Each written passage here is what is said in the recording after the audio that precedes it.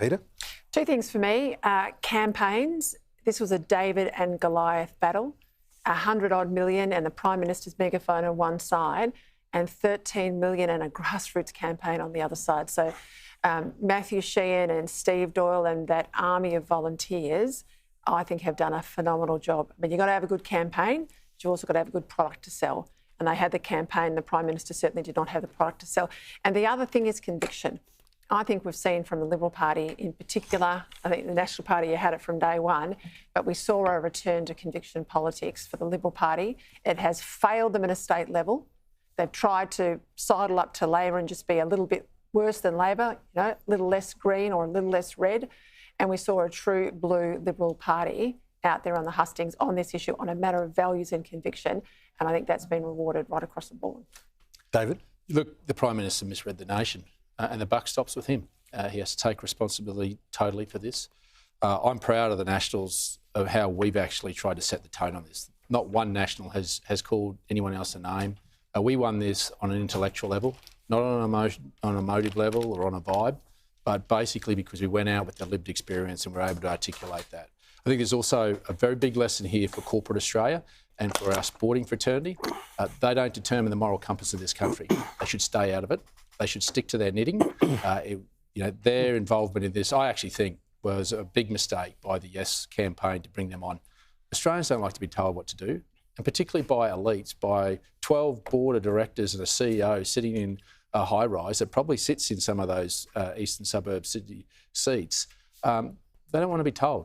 Australians will work it out for themselves, and you've got to respect that. And if you don't, it gets thrown back at you.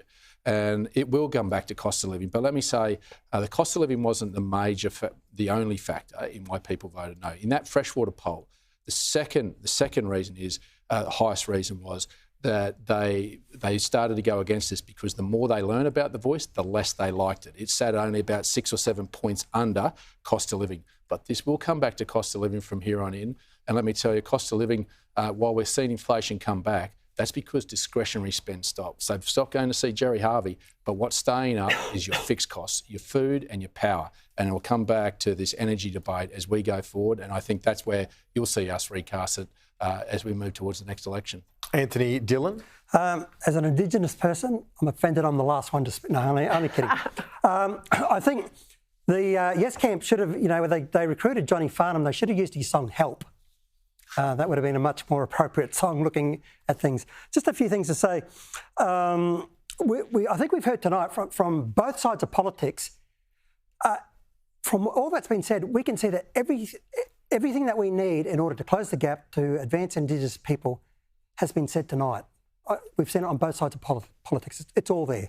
For those who are disappointed about the no winning, this is a moment where you can either use this outcome as a stumbling block or a stepping stone to a better future. So I urge you, let's use it as a stepping stone. With regard to reconciliation, Chris, perhaps we have different definitions of it, but I think reconciliation's on track, but I'd be more than happy to come on your show and educate you on it. As you will, Anthony, yeah. It's nice to see your friendship still very strong. Oh, by the way, I must say, the violent abuse Chris has copped on social media because he said yes, it was just appalling. So, congrats for keeping on. I think everybody in this debate has copped it on all sides.